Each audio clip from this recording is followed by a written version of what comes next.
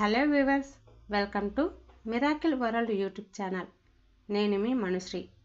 ఇప్పుడు మీరు వినబోయే నవల అనిర్వచనీయం. పార్ట్ 2. దండం పెట్టి ఊరుకోవాలి. అంతేగాని నా భార్య డబ్బుతో సావిత్రి పెళ్లి చేయడమేమిటి? ఏమైనా అప్పనంగా వస్తోదా? అవాక్కుగా అచేతనులైపో యారు దంపతులిద్దరు. రూపాయి చాలాసేపు ఇంకెందుకు? వాడిమీద ఏ ఆశలు పెట్టుకోనవసరం లేదు.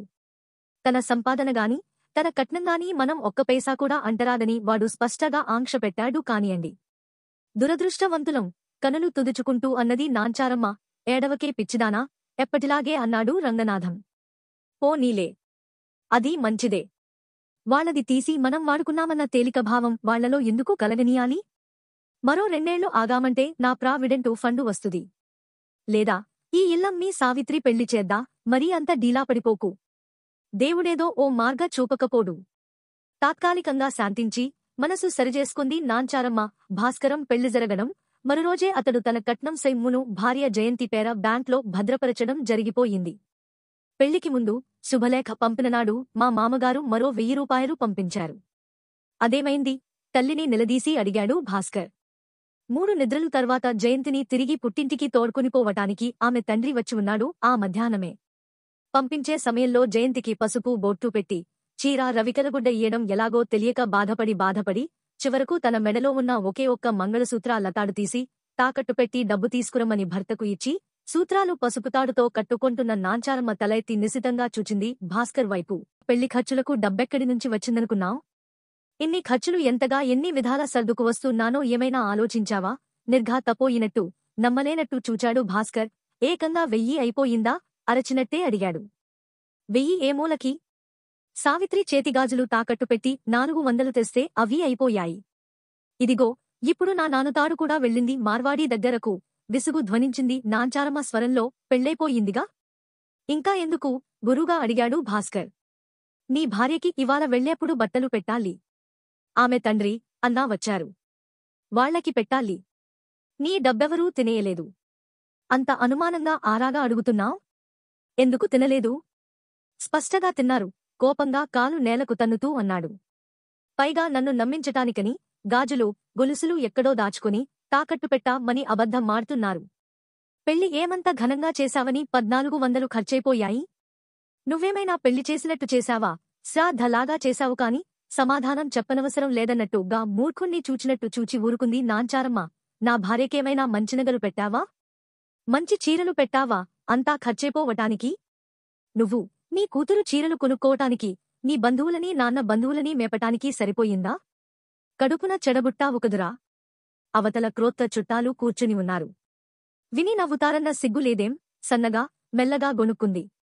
తనలో తాను నాంచారవి అన్నమాటల కంటే తల్లివదనంపై పరుచుకున్న విరక్తిభావం సావిత్రిని కదిలించి బాధించింది. నువ్వు నీ కూతురు ఏం మాటలన్నయ్యా? నీ చెల్లెన్నికానా? ఆ రోజు కారోజు ఎందుకిలా మారిపోతున్నావు నువ్వు? అమ్మని అలాగేనా కించపరచటం? ఏం మహా తల తిరుగుడుగా ఉంది వ్యవహారం. నాకే ఎదురు చెప్తున్నావ్?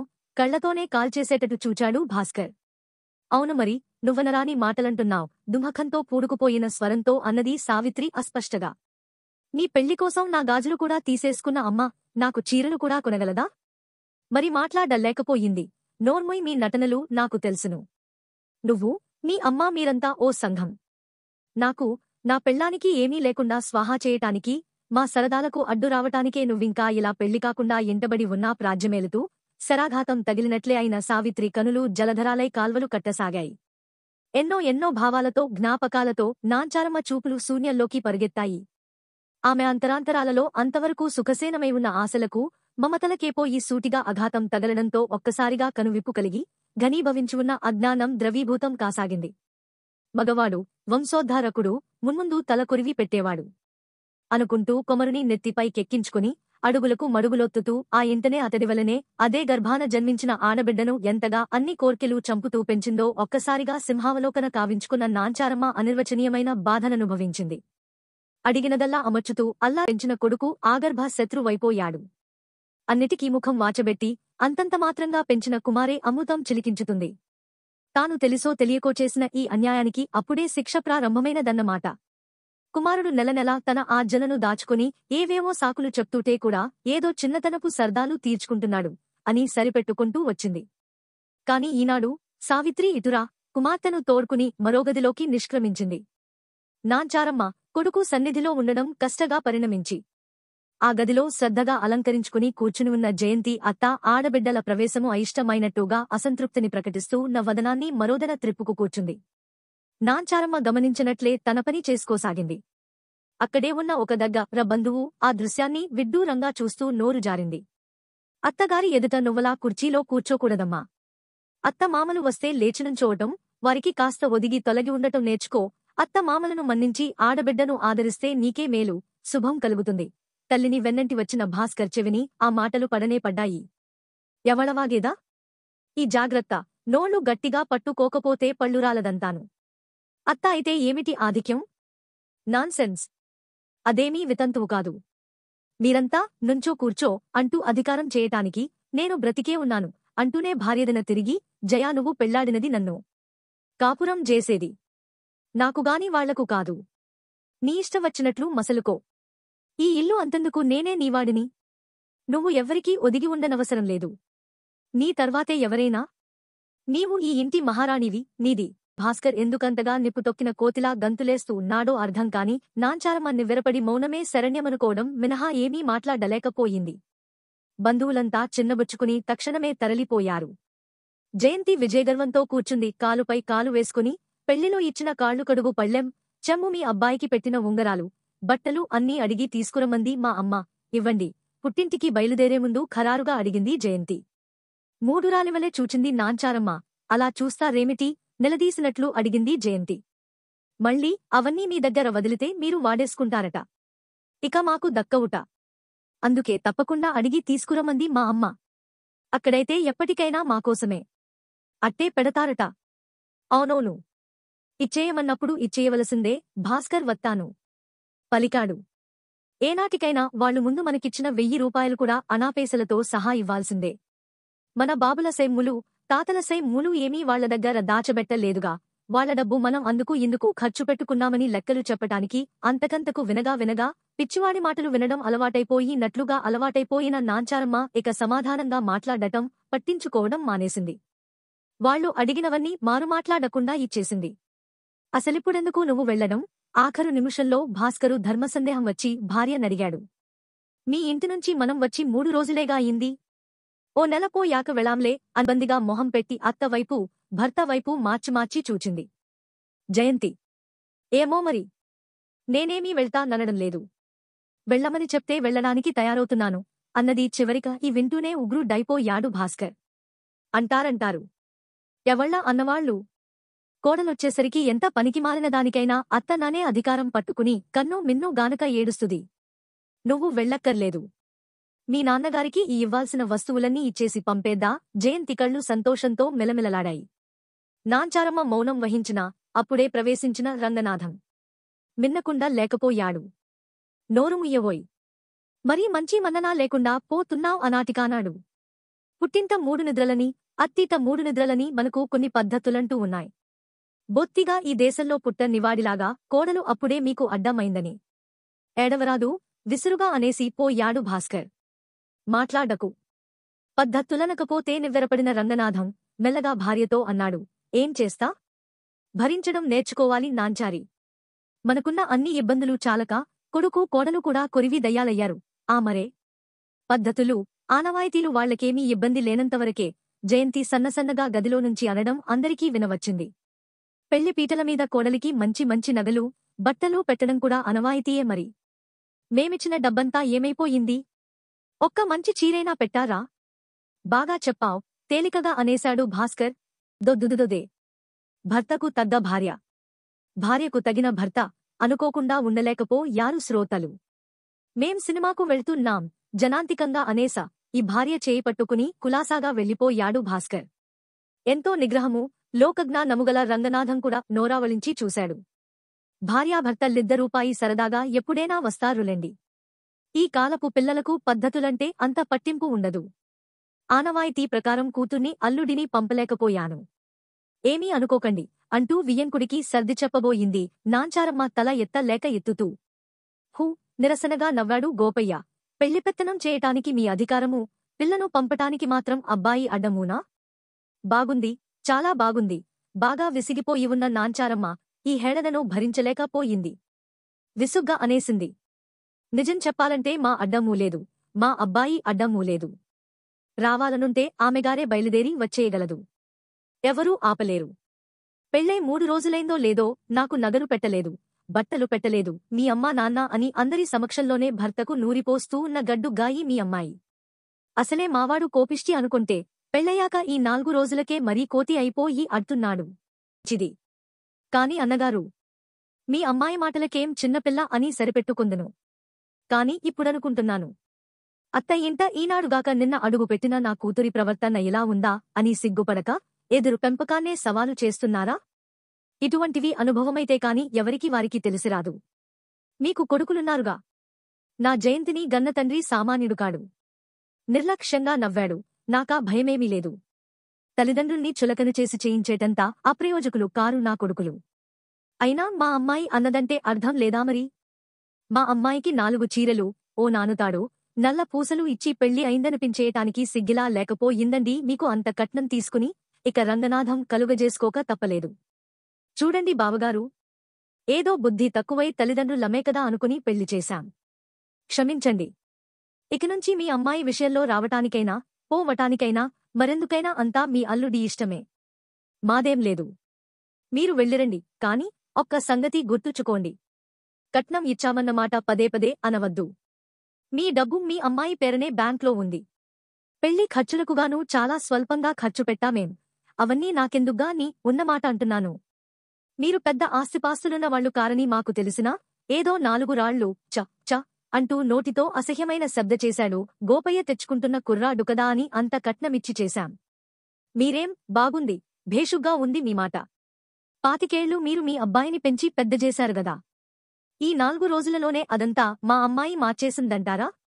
తప్పు మీ కొడుకులోనే ఉందనుకోండి, లేదా మీ పెంపకంలో ఉందనుకోండి. వస్తాను మరి. పెట్టలేకపోయినా మా అమ్మాయికి మేం ఇచ్చినదైనా ఉండనియండి. దానిమీద ఏం ఆశ పెట్టుకోకండి, ఖర్చు పెట్టుకుందామని.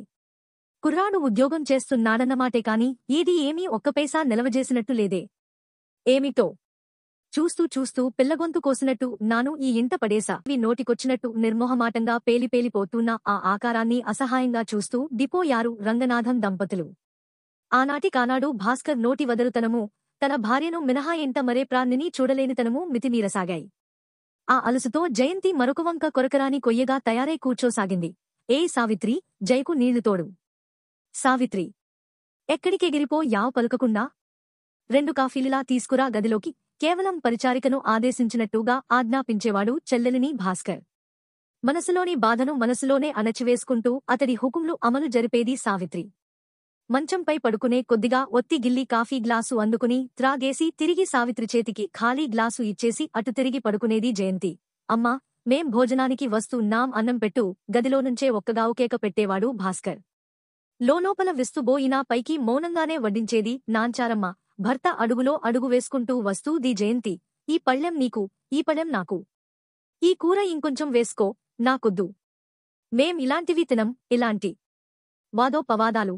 ఒకరి పళ్ళెం ఒకరు లాక్కోవడం, ఒకరినొకరు త్రోసుకోవటం, ఒకరికొకరు తినిపించుకోవటం, ఒకరిపై ఒకరు చిలిపిగా నీళ్లు చిమ్ముకోవడం, అన్నం జల్లుకోవడం తల్లి ఎదుటే సాగించుతుంటే ఆమె పెద్దరికపు హోదా దెబ్బతినటమేగాక ఎంత వయస్సులో ఉన్నవాళ్లు నూతన వధూవరులు అయితే మాత్రం ఎంతగా సిగ్గు శరాలు లేకుండా జంతువుల మాదిరిగా నలుగురి ఎదుట ఈ సరసాలేమిటి అనే జుగుప్స కూడా కలిగేద. ఈ అనిర్వచనీయం 29. అక్కడ మరో మానవప్రాణి ఉన్నట్లే గమనించకుండా తమ చిత్త ప్రకారం హాస్యసరస సల్లాపాలతో మునిగితేలుతూ భోజనం ముగించి తిరిగి గదిలోకి పోయి తలుపులు మూసుకునేవారు.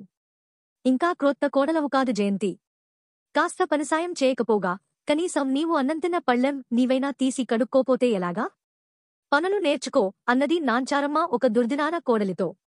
ఎవరో అనరాని మాట అనేసినట్లు గా జయంతి ముఖం క్రోధారుణమై బుసలు కొట్టసాగింది. భాస్కర్ వెంటనే యుద్ధరంగంలోకి ఉరికి విజేత అయ్యాడు. ఏం, ఇన్నాళ్లనుంచి ఇంటి చాకిరీ అంతా చేసుకుంటున్న నీకు ఇవ్వాల కోడలు అన్నంతిన్న పళ్ళెరం ఒక్కటీ బరువైపోయిందా? ఇటువంటి దాసీ చాకిరీలు జయంతికెప్పుడూ అలవాటు లేవట. అపురూపంగా పెరిగి వచ్చింది అంటూనే పద జయ అని ఆమె భుజంపై చేయివేసి తనతోపాటే నడిపించుకుపోయాడు. అక్కడే ఉండి ఎంగిళ్ళెత్తి పళ్ళాలు కడగటానికి తీసుకుపోతున్న సావిత్రి ఆ మాటలు విని అదరిపడ్డట్టుగా ఒక్కసారి తల్లివైపు చూచి తిరిగి తన పనిలో నిమగ్నురాలైపోయింది. కొడుకు పో గరుబోతు ప్రవర్తన కంటే కూతురి విషణ్ణ వదనం నాంచారమ్మ మనస్సును కలుక్కుమనిపించింది. వరండాలో ముఖాసీనుడై ఉన్న రంగనాథం అంతా వింటూనే ఉన్నాడు. కాని ఏమీ మాట్లాడలేదు. అటువంటి పరిస్థితులలో తాను మాట్లాడి పరిస్థితులను సరిదిద్ది పెద్దరికం నిలుపుకోవాలనే బాధ్యత అతడికి ఏనాడూ గుర్తింపుకు రాకపోవటమే అతడి ప్రత్యేకత. గుండడం లేదు. కాస్త రుచిగా వండు. ఎప్పుడూ ఒకటే తిండి, శ్రాద్ధపుకుడులాగా అంతకు మునుపు రోజు కిక్కురుమనకుండా తినే మురి తిండికి కూడా వంకలు ప్రారంభమయ్యాయి. వంటమనుషులపై విసుక్కున్నట్టు విసుక్కోవడం ప్రారంభించాడు భాస్కర్. తల్లిని, చెల్లెలిని చూడు సావిత్రి జేజోళ్లు కనిపించడం లేదట. వెదకి తెచ్చిపెట్టు. ఏం? మీ వదిన స్నానానికి వెళ్తోదీ కనపడం లేదు. పోయి నీళ్లు తోడు. ఇట్లా అరవచాకిరీ చెప్పి చేయించేవాడు చెల్లెలిచేత భార్యకు. కాని ఆ చెల్లెలు మరెందుకు మాత్రం గుర్తుకు వచ్చేది కాదు. అదే ఆశ్చర్యం. బజారునుంచి తెచ్చేపళ్ళు, చీరలు, పత్రికలు, వీధిలో అమ్మవచ్చే పువ్వులు, చిరుతిళ్లు అన్నీ వస్తూనే జయ అంటూ ఆమెనే పిలచి అందిస్తాడు భాస్కర్. భర్త ఇంటి నుండి బయట అడుగిడగానే గది తలుపులు బిడాయించుకు పడుకునే జయంతి తిరిగి సాయంత్రం అతడి పిలుపు విని మాత్రమే బయటకు వస్తుంది. అతడు అందించిన వస్తువులను వెంటనే పోయి గదిలో భద్రం చేసుకుంటుంది. తిరిగి వాటిలో ఒక్క వస్తువు బయట కనిపించదు. అటువంటివన్నీ ఆశించే అభిమానహీన కాదు సావిత్రి. కాని ఇంకా చిన్నతనం పూర్తిగా వీడని ఆమెలో అన్నా వదినలతో అందరిలాగా తాను సరదాగా అన్ని చోట్లకు తిరగాలని, వదిన అని తీయగా పిలుచుకోవాలని, వివాహమైన తర్వాత 3-4 నెలలు జల్సాగా జంటగా తిరిగారు. ఇకనైనా తనను తమతో సినిమాకు, షికారుకు తీసుకుపోతారా అనే ఆశతో ఎన్నోసార్లు అన్నా వదినల దశ ఆశగా ఆహ్వానం కొరకు చూచేది సావిత్రి. కాని వారది గమనించినట్లుగా వెళ్ళిపోయినా ఆమెకంత బాధ ఉండకపోను. వెళ్తూ వెళ్తూ నా టెర్లినెలు సబ్బుపెట్టి స్నానాల గదిలోనే ఉంచేశాను. మరచిపోయా. ఉతికి ఆరవేస్తావ్ కదూ సావిత్రి అన్నది ఒకనాడు జయంతి. ఆరవేసేయి సావిత్రి, లేకుంటే మళ్లీ పాడైపోతాయి. ఆ భార్య ధ్వనిననుసరించి ఆ భర్త ప్రతిధ్వని అనవరతం ఉండవలసిందే. వ్యతిరేకంగా చెప్పటం చేతకాని సావిత్రి అంగీకారంగా తల ఊపి ఊరుకుంది. సినిమా చూచిన అన్నావదనలు వచ్చేసరికి సావిత్రి వీధి అరుగుపైననే నిలబడి ఉంది. ఏమేవ్ సావిత్రి? ఏమిటలా ఎక్కడికో చూస్తావు? మేం రావటం కనిపించటం లేదా? భాస్కర్ ప్రశ్నించాడు. స్కూటరు బురుమన్పిస్తూ ఉలికిపడి చూచింది సావిత్రి. సవిలాసంగా, సగర్వంగా భర్త భుజంపై చేయివేశ, మరింక ఈ అవకాశం రాదు, వదలుకోరా దన్నట్లుగా పూర్తిగా అతడి వీపును హత్తుకుపోయి ఇల్లు చేరినా ఇంకా అలా స్కూటర్ దిగకుండా కూర్చుని ఉంది జయంతి. చూసావా మీ వదినని? చూడు ఎంత చక్కగా కూర్చుందో స్కూటర్ మీద. అందరాని అమృతఫలమేదో అందుకున్నంత ఆనందంగా గర్వంగా తల ఎగరేశాడు భాస్కర్. అంత సన్నిహితంగా కూర్చుని ఉన్న అన్నను, వదినను చూచి సావిత్రి సిగ్గుపడింది. కన్యాసహజంగా ఆమె కనుదోయి పైకి లేవలేకపోయింది. దానికి తోడు అన్న వేసిన ఆ పిచ్చి ప్రశ్నకు ఆ అవివాహిత బిత్తరపోయింది. సిగ్గుగా నవ్వేస్తూ లోపలికి పారిపోయింది. ఏమిటిదా? ఇతన సరసన కూర్చున్న భార్యను చూడమని ప్రత్యేకంగా అవివాహితురాలైన యుక్త వయస్కురాలైన చెల్లెలికి చెప్పడమేమిటి? బొత్తిగా ఇలా వెర్రివాడిలాగా, కోతికి కొబ్బరికాయ దొరికినట్టు 3 కాళ్ల ముదుసలివాడు 16 ఏళ్ల పడుచు పెళ్లాన్ని చూచుకు మురిసినట్టు మరీ అసహ్యకరంగానూ విడ్డూరంగానూ మురుసుకుంటాడేమిటి అలాగా? తమ ఇరుగుపోయి రుగులవారుగాని, తెలిసినంతవరకు స్నేహితులు, బంధువులుగాని ఎవరూ ఇలా ఉండరే? ఇదెక్కడి ప్రత్యేక విపరీతం? దేవి వరండా స్తభానానానుకుని తనలో తాను తలపోసుకుంటున్న సావిత్రి, సావిత్రి అన్న భాస్కర్ గర్జనకు ఉలికిపడి చూచిందటు. ఏం అలా తాడిలా నిలబడ్డావ్? తిరిగి తిరిగి ఇంటికొచ్చాం. కాస్త మంచి నీళ్లవ్వాలని తెలియదు. సావిత్రి సహనం గొప్పది. మనసులోని బాధను వ్యక్తీకరించకుండా మరచిపోయాను. ఇప్పుడే తెస్తాను అంటూ పోబోయింది. మరచిపోవడం కాదది, క్రూరంగా ఉన్నాయి భాస్కర్ చూపులు. మమ్మల్నిద్దరినీ చూడలేనమంటాది. నాకు భార్య ఉంది గనుక ఖుషీగా తిరుగుతున్నాను. నీకు పెళ్లి కాలేదు మరి ఎవరితో తిరుగుతావ్? మమ్మల్ని చూచి ముఖం మార్చుకుంటే మేమేం చెయ్యం? క్రొత్తగా పెళ్లైనవాడు తిరక్క చస్తాడా నిర్భాగ్యులందరికోసమని మెన్ను విరిగి మీదపడినట్లయిన సావిత్రి పిచ్చిగా చూస్తూడగా భర్త మాటలు వీణుల విందు చేసినట్లుగా ముసిముసి నవ్వులు నవ్వుతూ తన గదిలోకి పోయింది జయంతి. అంతలోనే తిరిగి వచ్చి, అయ్యో, నా చీరలు ఉతకలేదు. ఇప్పుడు ఇక ఉతకలేను కదా. రేపటివరకు అవి అలా దిక్కుదివాణం లేకుండా నీట నానవలసిందేనా? చాలా కాలానికి నా స్నేహితురాలొకామె వచ్చింది వదినా. మాట్లాడుతూ కూర్చున్నాను. అంచేత ఉతకలేదు. నెమ్మదిగా బెదురుతూ వచ్చింది సావిత్రి సమాధానం. అంతగా పనులు మరపించినది స్నేహితురాలా, స్నేహితుడా? నవ్వుతున్నట్లుగా అనేసి నిష్క్రమించింది జయంతి. ఎప్పుడూ లేని స్నేహితులు ఇవ్వాల నా చీరలు నాశనమవ్వటానికి దాపురించారు కాబోలు పోతూ గొనుక్కుంటూ. ఇందాక ఉతకకపోతే ఇప్పుడుతుకుతుంది. ఉతికేసి ఆరవేసేయి సావిత్రి. ఖరీదైన చీరలు పాడైపోతాయి రేపటివరకు అలా ఉంటే భాస్కర్ ఆజ్ఞ. సావిత్రి సమాధానం లేకుండా స్నానాల గదివైపు దారితీసింది చీరలు ఉతకటానికి. అంతా వింటున్న రంగనాథం చీమ కుట్టినట్ల ఇనా లేకుండా నిశ్చింతగా నిరాటంకంగా పత్రికాపఠనం సాగిస్తూనే ఉండడం విశేషం కాదు. కాని అతడిలా బొత్తిగా నిర్వేదం పులుముకుని నోరుమూసుకు ఊరుకోవడం నాంచారమ్మకు అసాధ్యం. అందుకే విసురుగా అంది వంటింట్లో చి ఏమిటిద్దరూ కలిసి ఆ పిల్లనలా పీడిస్తున్నారు. అదేమైనా మీకు దాసీదనుకున్నారా? గుడ్డలుతుక్కో లేకపోతే చాకలికి వేసుకో జయంతి. నువ్వు తిన్న పళ్ళె దగ్గర్నుంచి కడిగి నీకు పక్కకూడా వేసి అరవ చాకిరీ చేస్తూ నాం చాలు. ఇంకా గుడ్డలు కూడా ఉతకమనేందుకు సిగ్గేనా లేదు? ఇంతగా అత్త ఆడపడుచుల చేత చేయించుకోవడం ఎక్కడా వినలేదు చూడ్లేదు. నోర్ముయ్ అసహనంగా అరిచాడు భాస్కర్. ఎవతే గొడవో ఎందుకు? అందరి వంటిదీ కాదు నా భార్య, నేను ఆఫీసర్ని. నా భార్యకు నా హోదా జరగవలసిందే. చాకిరీ అంటావేమిటి మాటిమాటికా? ఈ చాకిరీ చేయకపోతే తిని కూర్చుందామనుకున్నారా దున్నపోతుల్లాగా? అడగండి. అలా గడ్డిపెట్టండి. జయంతి నెగడు ఎగదురో యసాగింది. ఏం మన డబ్బు తింటానికి లేని సిగ్గు మన పనులు చేయటానికి మాత్రమే వచ్చిందా? ఆటలు సాగుతున్నాయి. మ్రాన్పడిన నాంచారమ్మ అంతలో తేరుకుంది. నువ్వాగు జయంతి. అనవసరంగా ఎగిరిపడకు. మాట్లాడుకుంటున్నది అతడు నేను. అతడు నా భర్త సగర్వంగా అన్నది జయంతి. ఇంకా మీ కొంగు పట్టుకు వ్రేళ్లాడాలనుకోవడం అవివేకం అడియాస. జయంతి. బాగా చెప్పావ్. సిగ్గుమాలిన భాస్కర్ వంతపాట సాగించాడు. నేనే నీవాడిని. కొడుక్కు పెళ్లిచేసా. ఈ కోడన్ని చూడలేక ఏడుస్తారెందుకో ఈ అత్తలు. ఇన్నాళ్ళు నాకు చేస్తున్నవాళ్లు ఇవాళ నీకు చేయలేమని ఏడుస్తున్నారు చూడు. నాంచారమ్మ మాతృహృదయం దెబ్బలు తగిలీ పగలలేదు. మైదయి ఇక ఆమె ఓర్పు సహనమూ నశించినాయి. ఉన్నబట్టలేక నీకు ఇష్టలేకపోతే ఇంట్లోచి వెళ్లరా. కాని అనవసరంగా మాట్లాడ్డి నువ్వు బాధపడి మమ్మల్ని బాధపెట్టకు అన్నది నిశ్చలమైన చూపులతో స్థిరమైన కంఠంతో. ఏమిటి? నన్నింట్లో చీపో మనటానికి నువ్వెవరో? అట్టే నోరెత్తితే మెడబట్టి గెంటుతాను బయటకు. జాగ్రత్త. నోరు మూసుకుని పడుండు. ఇంట్లోని నలుగుర్నీ చూచి ఓర్చలేనివాడు పోవలసిందే. నా ఇంట్లో చీనన్ను పొమ్మనడానికి గెంటడానికి నువ్వెపడవురా దరిద్రుడా? శక్తి కొలదీ అరచింది నాంచారమ్మ. అంత జరుగుతున్నా తను మాట్లాడ్డి పరిస్థితిని అదుపులోనికి తెచ్చి పెద్దరికం నిలబెట్టుకోవాలన్న జ్ఞానంగాని, అటువంటి సమయంలో తన బాధ్యత ఏమిటో గుర్తించి తదనుగుణ్యంగా ప్రవర్తించగల బుద్ధి శక్తి సామర్థ్యాలుగానీ లేని వ్యక్తి రంగనాథం. అందుకే అంతంతటి ఘోర కుటుంబ కలహాలు రేగినా కేవలం అతడినొక ప్రేక్షకుడిగా నిలబెట్టివేస్తూ ఉన్నాయి అతడి అసమర్థత అవివేకాలు. నోరుమూసుకు పడుండాల్సిన క్రోత్త కోడలు కొరివి చేతబట్టి ఇల్లటిస్తున్నా, కొడుకు కోతై తందనాలాడుతున్నా, 18 ఆడపిల్ల ఇలా పెళ్లిగాకుండా ఇంటబడి ఉన్నా, నేనిలా అడ్డమైన వాళ్ల చేత మాటలు పడవలసి వచ్చినా అన్నిటికీ కారణం మీరే. మీ అసమర్థతే. మీ చేతగానితనమే. భర్తనుద్దేశించి అంటూ భోరుమన్నది నాంచారమ్మ. కారమూర్తి రంగనాథం నోరు విప్పాడు. ఊరుకో. ఏమిటే నాంచారీ అది? ఏమిట్రా అబ్బాయది? ఊరుకోండి. నలుగురూ వింటారు. పోవాలి. అతడి మాటలవల్లా చేతలవల్లా అగ్నికి ఆజ్యం తోడైనట్లుగా నాంచారి హృదయం భగ్గు మనడమేగాని ఉపశమించడం సాధారణంగా జరగదు. పెళ్లైన 4 నుంచే ప్రారంభమైన భాస్కర్ అత్త వారి రాకపోకలు ఆనాటికానాడు అధికం కాసాగాయి. జయంతి తల్లో, తండ్రి, అన్నదమ్ములో, అక్కాబావలో ఎవరో ఒకరిద్దరు తప్పకుండా నిత్యం ఆ ఇంట తింటూ, మసలుతూ తమ స్వంత ఇల్లులాగా ప్రవర్తించడం, అధికారాలు చేయడం కూడా ప్రారంభించారు. కోర్టు నుండి వచ్చాను బావగారు అంటూ వేళాపాడా లేకుండా ఏ టైములోనైనా దిగుతాడు గోపయ్య. ఏం చేస్తో దండి మా అమ్మాయి? ఏది? అనడిగాడు ఓనాడు. కూర్చోండి. పరమానందపడిపోతూ పరమాత్మే తన ఇంటికి దిగి వచ్చినట్లుగా ఉక్కిరిబిక్కిరైపోతాడు రంగనాథం. తన ఇంటికి ఎవరొచ్చినా సరే తామేదో చాలా గొప్పవారు, మహానుభావులు గనుక ఇతడింత గౌరవిస్తున్నాడని భావించి గర్వపడసాగాడు గోపయ్య ప్రభృతులు. ఇంకా లేవకపోవటమేమిటండి ఇంత ప్రోడ్డెక్కితేను? అత్తిటీ కోడలు.